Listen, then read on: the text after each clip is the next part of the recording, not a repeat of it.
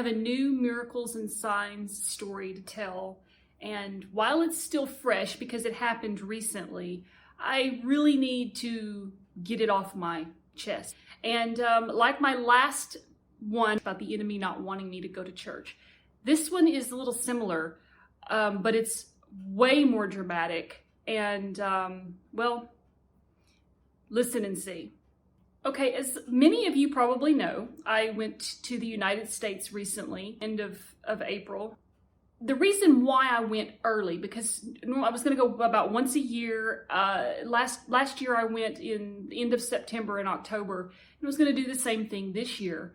But I changed my mind because I had an appendicitis, ended up having appendectomy, having my appendix removed here in Mexico. And that really scared me, because of the hospital situation that I've already explained a couple of times. And also because after I got done with the surgery, and I thought that, okay, that was my problem. That was why I couldn't eat acidic foods. I was having problems, with my digestion. I was excited because I thought, okay, finally, I can get back to drinking coffee. I can get back to my life. I gradually worked up to a normal coffee. And it was about 2 weeks that I started feeling this sensation again. And it only happened when I drank coffee. Anything that was, or matcha tea, anything that is acidic, it would happen. So I thought, well, okay, this is weird. And then I go back into my full-on hypochondria mode. I start getting really scared, like something's going on here. I had a lot of other things going on at the time. And I thought, okay, I'm gonna have to go back to the United States and get this checked out. After my hospital experience here, with how dirty the hospital was, and let me just for the record say, I know this is not every hospital in Mexico, and for anybody who's listening, I'm not saying all hospitals in Mexico are dirty. I'm just talking about this one particular experience that I had with this one, well, technically it was 2 hospitals, but I know that the hospitals in Mexico City and in Merida, and I don't know for sure, but I'm pretty sure that they're probably much better equipped than a lot of the smaller hospitals in smaller communities and well, even the poorer states. So anyway, enough about that. I needed to go to the United States where I spoke the language, where I can understand what was going on with my health and not have to have my husband translate everything for me. I'm still trying to learn Spanish here. It's very difficult for me, especially since I've been having also a lot of memory problems. Ever since I had COVID twice here and 2 concussions, one was pretty severe, I have had memory problems. And so it's kind of interfering with my ability to not just learn Spanish, but to do a lot of other things. So I had set up a lot of hospital or doctor's appointments before I left for the United States. And I wanted to get everything within, a certain period of time. I know that's impossible in most cases. Sometimes you have to wait months to get in to see a specialist, or weeks to months. And but I did what I could, and I planned the trip, and that's what I did. And I went to the United States. But all this was based on being afraid and my fear, my paranoia, my hypochondria kicking in again. The enemy uses that against me, has been using that against me for so long, makes me just terrified of like, oh no, am I gonna get a bad result? Anything along those lines. I play these scenarios over and over and over in my head, and the enemy knows this, and he uses that. That's his greatest tool. So this was a good opportunity. A quick backstory on me coming to Mexico. I have had problems ever since I came here. Ever since I came to Mexico, I have had strange health problems. And the fact that I am so far away from a hospital, from a good hospital, makes it even more stressful to think about well, what if something happens and I can't get to a hospital? What if my husband's not here and something happens and I can't convey to someone that I need to go to a hospital, but not the certain one that's closest to me, because that was a terrible, terrible experience. So there's all these scenarios that go through my head, and the fact that I had an appendectomy just made it even worse.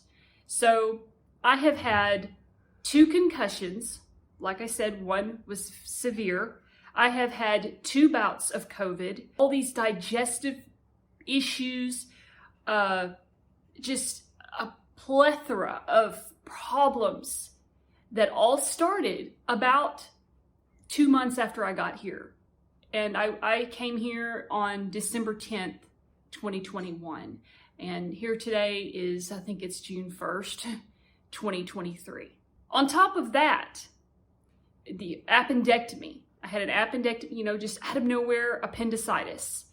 And then when I went to the United States, so skip ahead just really quick, I found out I have a PED in my eye. And that happened here too. I don't know how it happened, but here in this studio was when I first noticed something is wrong with my right eye. And I went into one of the appointments that I scheduled in the United States was an eye exam. And I really just went in there to make sure I didn't need updated reading glasses or anything. Plus I have this little blurry spot in my eye. Sometimes it comes and goes, but I think it's really always there, but my brain is used to it. So I only notice it on occasion. But they did a scan on my eyes and found that there is something called a PED in there. And even though I have looked it up, I don't really understand too much about them, except that they usually happen in elderly people. Their cases that they showed were like for 90-year-olds. So that's a little worrisome for me also. I'm not anywhere near 90 years old. And but also the biggest thing that worries me about it is that it typically results in blindness. So that really, that worries me too. But I need to lay it all on God. Don't worry. Don't use the word worry. I need to stop doing that. See, the enemy gets at me. He knows how. I went to the United States, and I really wanted to just get some answers, find out what's going on with me. But here's the funny thing. While I was in the United States, the first day that I was there, I thought to myself, you know what? I'm going to drink as much coffee as I possibly can. I was looking for an excuse. Even though I knew it was going to make me have problems, I didn't care because I had an appointment, to see a doctor about this issue. And I thought, okay, well, maybe it's better that I drink the coffee so that the issue is present when I go in to see the doctor. Because we all know that sometimes when we have something going on and we go to the doctor and it doesn't happen. Sometimes the issue doesn't present itself when you're in the doctor's office. They're like, well, we don't see anything wrong here. We don't understand what's going on. It must be this. Here, take a pill. So I drank Starbucks every day. After a couple days, I started even having a second drink. I started drinking matcha. So I would have a coffee and a matcha every day, almost the whole entire time that I was in the United States. And the first couple of days that I drank it, it did, cause me a little discomfort. But after that, nothing. I was like, okay, something very strange is going on. I don't know what it is, but I want to get to the bottom of this. I doubt very seriously it's the type of coffee, because I tried 2 different kinds while I was here in Mexico. This is going to be a little bit longer, but there's so much around this topic that it's like I don't know where to start, where to begin, what to add, what to leave out. And I just really, I'm having a trouble remembering all of this stuff. So anyway, I continue to drink the coffee. Like I said, it gave me mild discomfort at first, and then it just went away. And I thought, wow, that's really strange. And also, these digestive issues that I was having while I was here in Mexico just disappeared. those digestive issues that I have had here ongoing every single day since the beginning of 2022 disappeared in a puff of smoke. The coffee's not bothering me here. The digestive issues are gone. And something really weird is going on. So I immediately start thinking, okay, well, maybe it's the water, because we have here in Mexico, we buy our drinking water separate. So I thought the only thing that I consume here in Mexico on a daily basis, there's two things. One is the water that we buy, and the other is an electrolyte drink. So I thought, okay, we're going to switch out the water. When I get back, I'm not going to drink that water anymore. We're going to buy water from the other company. And so now that I've been back so far, that particular issue has been gone.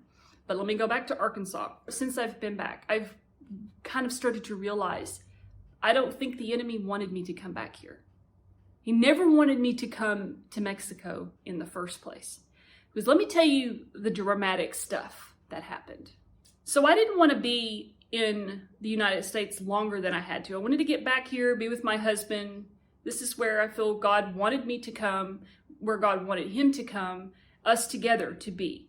And I probably never should have left in the first place to do these doctor's appointments. There was two particular appointments that I couldn't get until farther out.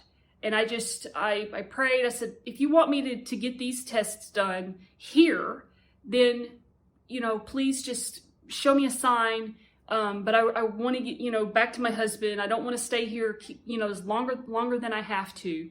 So these two particular appointments, they were nowhere near, one of them was nowhere near the date that I had intended to leave.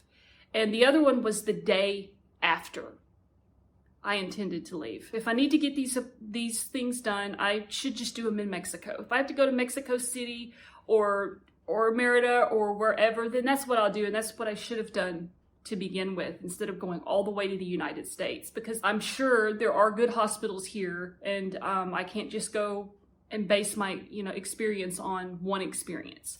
I decided to go ahead and come back.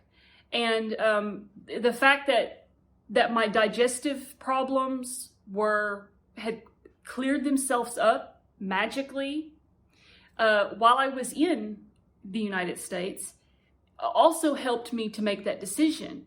And I thought, well, okay, I'm not having the issue anymore, so I'm just going to go back home. I got on the train to leave. I actually left a little early because I didn't have to wait for any more doctor's appointments, so I left a little earlier than intended. And I got on the train, everything was fine on the train, and I got to Houston. And this is where the weird stuff really began. So I'm in the hotel room, and I'm just sitting there on the bed. I've got the window open all the way, like let the light in the room, watching some stuff on my phone. And then all of a sudden I heard, bam! And I look over and I see something fall from the window. So I'm like, what was that? And I get up and immediately to the window to investigate. And there's some feathers stuck to the glass. So all the windows in this, 4-story hotel that I was staying in, this bird decides to hit my window. Nothing too, weird about that, of course. It's not like, that's a huge coincidence or anything, but it gets better. So just hear me out. But immediately I started having those superstitious thoughts. These have dominated my life as well for as long as I can remember. And when it comes to flying on an airplane, I'm going to listen to those superstitious thoughts, because that has always been my biggest fear. The absolute fear of flying on an airplane has just kept me from so many things in my life. When I was a bestseller, people from different countries, Scotland, Brazil, France, where I won an award for my book, I was invited to events in these countries, and they were all paid. They were going to pay my way, everything, the plane ticket, the hotel, the entire trip. And I turned these down because I was terrified of getting on an airplane. It wasn't until I was getting ready to leave to move to Mexico back in 2021 when I had prayed to God, please take away my fear. If you want me to go to Mexico, take away my fear so that I'll know that it's the right move. And I prayed this every single day for a couple of days. And then one day I just woke up and I wasn't afraid. I knew that God wanted us to come here. I wasn't afraid. And I think that that in itself was a miracle for me, because if you really understood the depth of my fear of flying, you would only be able to say there is nothing else that could have made me unafraid to get on an airplane other than the hand of God. There's no way possible. So then when I prayed and I asked God, if this is what you want me to do, take away my fear. And he did. He almost immediately, my fear was gone. And I started to feel excited. So that in itself told me, this is where I'm supposed to be. Back to the bird. The enemy knows that's my biggest fear. And he did not want me to come back here. He did not. Because that bird, when it hit the window, it immediately planted a dark seed in my head. Don't get on the plane. Do not get on that plane. I had this voice playing over and over in my head. Do not get on that plane. This is a sign from God. Do not get on that plane. This is what I was thinking. So I said, no, I refuse to let the enemy dictate my life. I refuse to let him interfere in God's plan for my life. I refuse. So I shook it off. I wasn't afraid anymore. Little still in the back of my head, but I was not going to listen to it.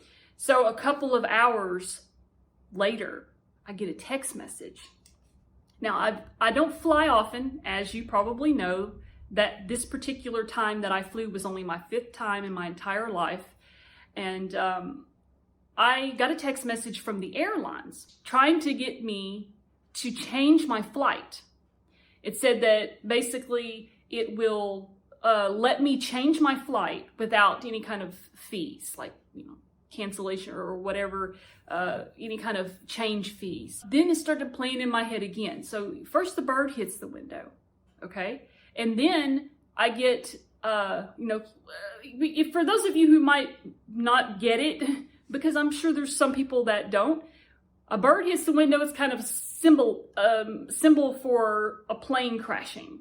Something flying hits and it crashes. Don't get on the plane. So that's the thing that was going on in my head. So then when I push that out of my head, I get the text message trying to get me to change my flight. Say, hey, it's free. We want you to not get on this plane today. So that even more started to make me think, maybe it's God telling me not to get on this plane.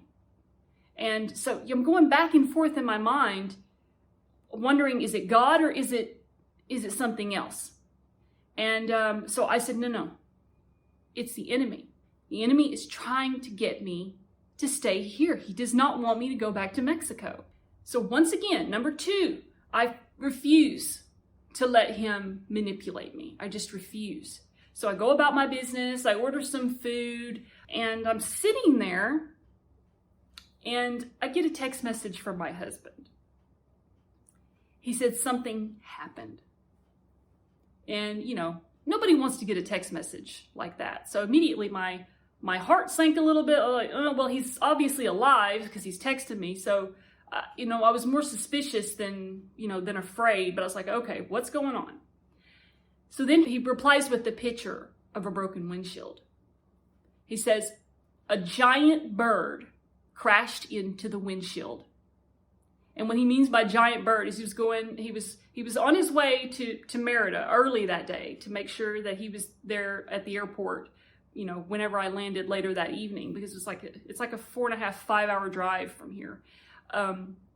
And he was on the way, and there's like a dump site on the side of the road. There's always buzzards and crows, and they're just everywhere. You can see them from far, far away, circling the pile. And he was driving in that direction, and a buzzard crashed into the windshield, broke the windshield. He said there was glass all over where I would be sitting in the passenger seat. There was glass everywhere. And I was just like, are you kidding me? You can only imagine what's going on in my head at this point. And I didn't want to say anything to him at that time because I didn't want to spread it. I didn't want to spread the paranoia, the superstition, and give it more power than what it already had over me. But by this time, I was really kind of scared. So the bird hits the window in my hotel room. Then I get the text message about trying to change my flight. And then our vehicle is damaged by a buzzard flying into the windshield and breaking it. And so this voice in my head is telling me, you better not get on that airplane. And so I kept saying to myself, no, I refuse. Any other time in my life before I came back to God, I let Christ into my heart, any other time before, the first incident when the bird hit the window in the hotel, that would have been it. There'd be no way I was getting on that airplane, okay? And then there wouldn't even be a chance for a second and a third incident. But this time, I had God in my heart, and I was not going to let it happen again this time. I was not going to let the enemy win by keeping me where he wanted me to stay.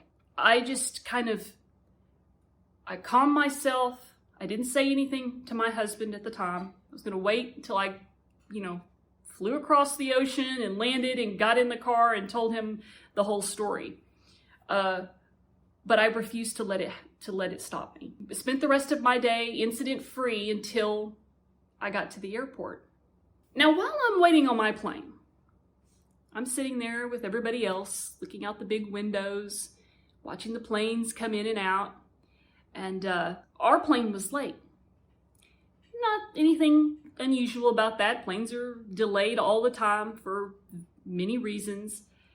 But then finally, our plane came in, and instead of pulling all the way up to the area where they connect that thing to the side and so people can get off, it stayed a little bit out. Not too far, but just maybe 50 feet away from it, 50 feet to 100 feet away from that particular, where he was supposed to come in and let the people off the plane. And the plane sat there for probably 20, 30 minutes. And, we were like, what's going on? Because normally they pull up to that thing. I don't know what it's called. I'm going to call it a docking mechanism, whatever. They pulled up to that. They usually do that. But the plane stayed, away from it and just sat there. And we're all just sitting there kind of, looking. And everybody around me speaking Spanish. I'm probably the only one not speaking Spanish. Or I'm not talking to anybody, I'm sitting by myself, but I'm listening to the conversations, I'm picking up little things here and there. And finally, this man who was sitting in front of me goes over and talks to one of the airline employees. And, I don't think anything of it. He comes back and he starts talking to the people he was sitting with. He's, I guess, explaining what was going on with the plane. And I didn't really understand what he said. Like I said, I was just picking out words here and there, but I could have sworn that I heard him say something about lightning. Immediately, my brain's going 100 miles an hour again. Wherever that plane came from, it could have been struck by lightning. And I imagine planes get struck by lightning a lot. I don't know. I'm just assuming. I'm thinking to myself, so this plane that I'm about to get on was struck by lightning. So they were probably checking a bunch of stuff, making sure that everything's good to go. So that's not something that somebody like me needs to hear, especially after the bird times 2 and text message incident about me just not needing to get on this airplane. So again, I ignore it. I say to myself, I'm not going to let you in. So I get on the plane. And this is also very strange, and I'm not familiar with planes too much, but this is the first time I've been on an airplane where I feel like I'm the only one on it. There were 2 people sitting in front of me, and the back of the plane had a bunch of people, but around me, all sides of me, for as far as I could see, there was nobody on this plane. And while the plane is sitting on the tarmac, it's on, obviously. It's vibrating a little more than the last 4 planes that I had been on. We were sitting there for a long time. The pilot comes on and says that the reason why the plane has not taken off is because someone's bags were left behind. But, you know, me and the guy sitting in row 10 just kept looking around, you know, like, what's going on? You know, I think he looked like he was a little more scared than I was, but seeing him that way made me scared. And I just was, here it is again, something else. I ignore it. Then when the plane finally starts to move, as it's going into motion, just very slowly, it's shaking. It's not even, you know, going fast. I mean, I could run faster than this plane was going across the tarmac. And I was like, okay, this is really starting to freak me out. And this was the point where I knew that there was no getting off the plane. And the whole time I had been sitting there, before it started moving, I had this voice in my head, get off the plane. Get off the plane now. That was going through my head. And I'm thinking, oh my God, I got to get off this plane. Get off this plane. But I don't. I stay. And then when it starts moving, it's shaking. 4 planes, never shook like that just before you even taking off. And then I was at the point of no return. So the enemy did win when it came to my fear. Because instead of putting my faith in God and trusting Him to keep me safe, I inside freaked out. I was basically hyperventilating. I had an anxiety attack on this plane, but I kept it in. I didn't want to make a scene. I was a little embarrassed. I didn't want people to be staring at me. But I gripped the armrests of the chair the whole time. And takeoff is always the most terrifying thing for me because I feel like they're shooting me into the moon. I'm surprised I didn't faint. I felt a little faint. I felt nauseous, and it was a very unpleasant experience. And I was just terrified the whole hour and 45 minutes. But while we're flying, it was my first experience with turbulence. On the worst flight that could have happened, I also experienced turbulence. The pilot got on the intercom and told everybody to sit down. Everybody put their seatbelts on. The flight attendants were rushing to get to their seats. It just made it 100 times worse the whole time. And I'm petrified. I'm not trusting in God. I have no faith. I let the enemy win when it came to this particular situation. I didn't get off the plane. I didn't, refuse to get, to go back to Mexico, find another way. I did all this because I didn't want the enemy to win. And then in the end, he kind of did win because he took control, and I had fear, and I did not have faith. But the plane landed safely. The plane did not crash. There was no reason for me to not get on the plane, even though that voice kept telling me to stay off. And in spite of all of that, I'm back in Mexico, and my health problems are back. Not all of them. The digestive thing is gone because I have switched out the water. I'm thinking maybe it was the water. But a couple of other things that had resolved, even the drinking of coffee, are back.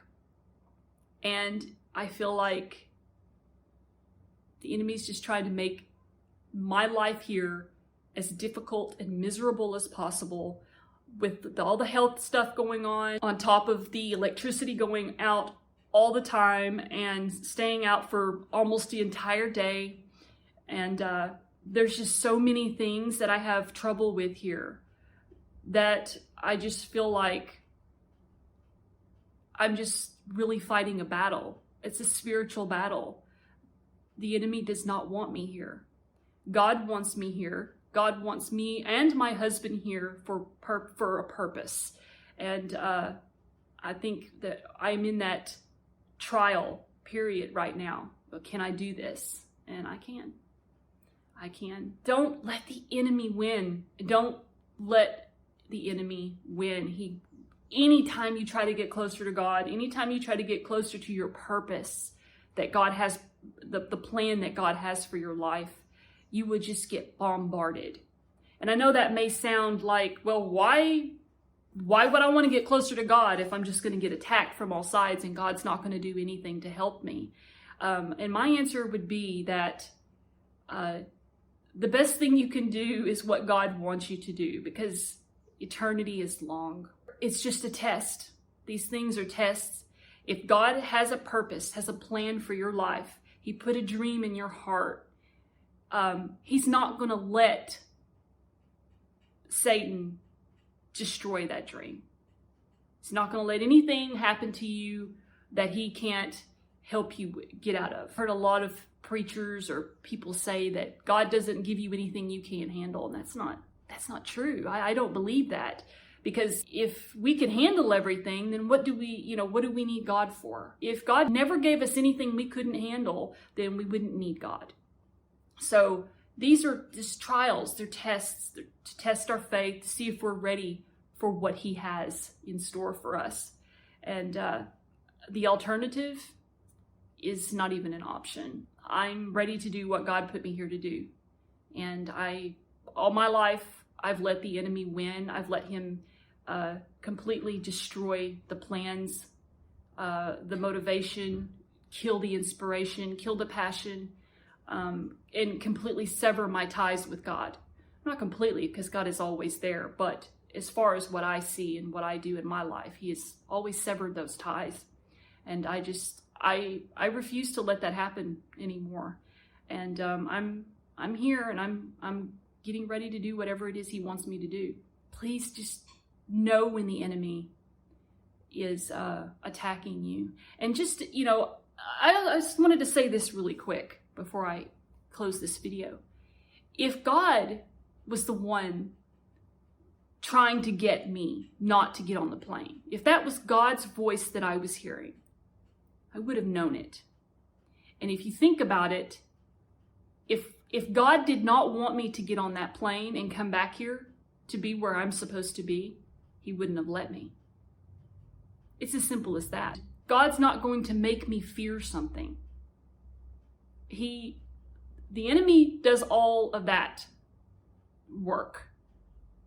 And it is our job to trust in God and not fear, not worry. And but God's not going to send me a text message trying to get me to not get on the plane. God's not going to send two birds crashing into a windshield in a window to try to get me to not get on a plane. That is tricks. That's, and then to make me feel superstitious. God's not going to make me feel superstitious. And so I look back on it now and I realize that definitely wasn't God. Because if God wanted me to stay in the United States, if He did not want me to get on that plane for whatever reason, He would have stopped it. He would have canceled my flight. It's as simple as that. But that's not what happened. And so now here I am, and hopefully I get things back on track. Another thing I noticed, I know I said I was about to end the video, but some things are coming to my head that I almost forgot to talk about. Another thing that I noticed is that right before I left, I had God heavy on my heart. Every day I was all about Jesus, walking around joyful and peace. There's just peace over me. And when I left, that kind of dissipated. I started feeling distant from God.